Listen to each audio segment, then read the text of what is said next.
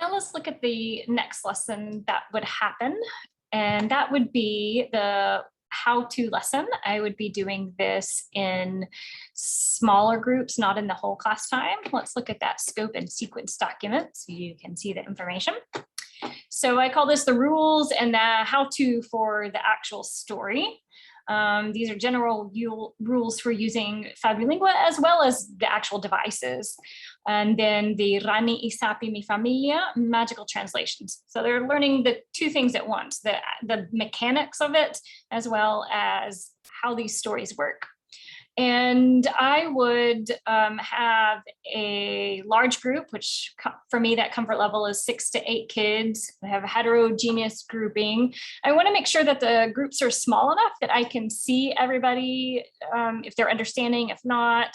And I am grouping them heterogeneously, partly because I don't know their language levels yet, which is kind of irrelevant for this very first lesson, but also because any tech savvy students can help students who haven't used devices so much. So what we're going to be going over as far as the rules is, how to carry the device. I would do that very first and have students model, ask them who here knows how to carry whatever this type of device is, and without even showing them, let them spotlight that. And then once we get it on, we'll actually jump right into magical translations, and we would use that story to go through all the how-tos. Oh, well, how do we get started? How do we go from here to here? What happens if we get off of that story or off of that app? How do we get back? What do we do if we can't figure out all of those little logistical mechanical things? And in this case, I would have, one device for every 2 students, approximately. You have a few exceptions there, but that's the general idea in my case. And I would have one plugged into a projection system so that they can see where I'm telling them to go. Now, this isn't always necessary, but in this particular very first run, that would be my preference.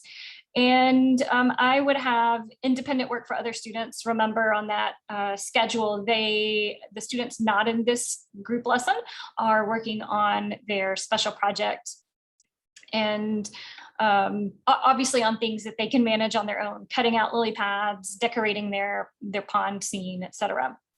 So the only other thing that you might need in this case is a poster with the rules on them, if you feel like with your group, if that's necessary, or maybe that's something that y'all can create together. Of course, this depends on age and the, where the students are at. But I would take 2 full lesson. If you remember, I do 30-minute chunks. I would use my FabuLingua time, but I would do this over 2 days to make sure that we can really rotate through all the students. It does seem like a lot of time probably on just a how-to, but I feel like it's really an investment to make sure that they can demonstrate that they understand what I'm expecting of them, and they can demonstrate how to do this work, so that when they are in future, what I call the dedicated FabuLingua time, when they're just working on it on their own, they know what to do when they get stuck. And then my time is not so much showing them all of those things. My time is really checking in on their language development. And of course, this is only a relevant step when you first start using FabuLingua, the introduction of how, the mechanics. And I wouldn't hesitate to revisit it, probably as a large group, if I saw that it weren't being used appropriately or if a lot of problems were coming up. We'd have a large group meeting to address whatever these issues are. And it's a step that I personally would not skip. But if this time is limited, this how-to could be condensed and done with the whole class together. And then you would take the valuable information, skim it down, and have more time available for other things.